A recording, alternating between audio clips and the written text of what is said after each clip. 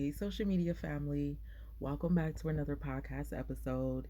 We're going to have a raw and uncut conversation. Thank God for a peaceful night. It's raining outside and it's just a beautiful evening. I want us to save ourselves to the best of our abilities because we're responsible for our own soul. The Lord talks about that throughout His Word almost repetitively. It's imperative that we are aware that we are responsible for our own lives. You can get help from somebody, but nobody is coming to save you. You have to save yourself. I want you to not try to love somebody into the truth. You can't love anybody into the truth. Don't try to love someone so much, be loyal to someone so bad to put your life on the line for situations to prove anything, to prove your love, your loyalty, your respect.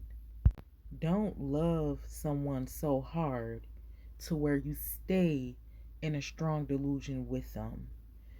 When you look at certain things in your life, certain people in your life, relationships in your life, and I don't know if you all have felt that before, but you feel bad for them because you know you have something that can help them.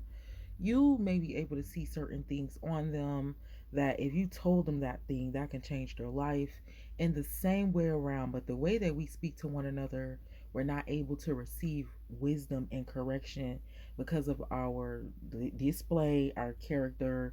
Maybe you're not living the life that you're trying to tell somebody else to live, and you can't get people to listen to you. Maybe you're aggressive, passive aggressive, disrespectful, nonchalant, and people are not listening. So you just like, man, that is the purpose. That's called shadow work. That's called mirroring.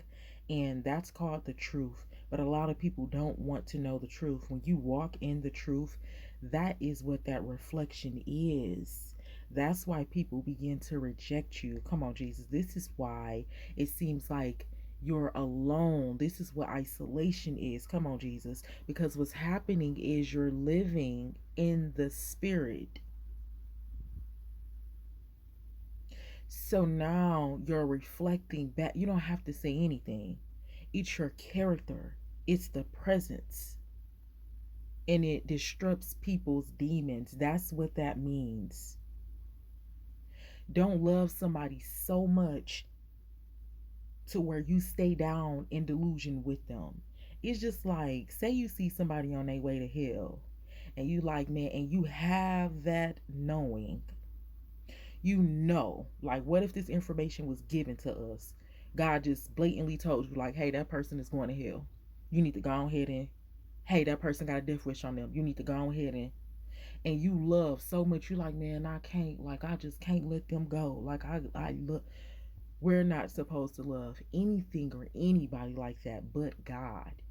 Because then we begin to worship people, places, and things. Then this is where the saying comes in. You came in this world alone. You're going to leave this world alone. You can't feel so bad for somebody that you stay down with them.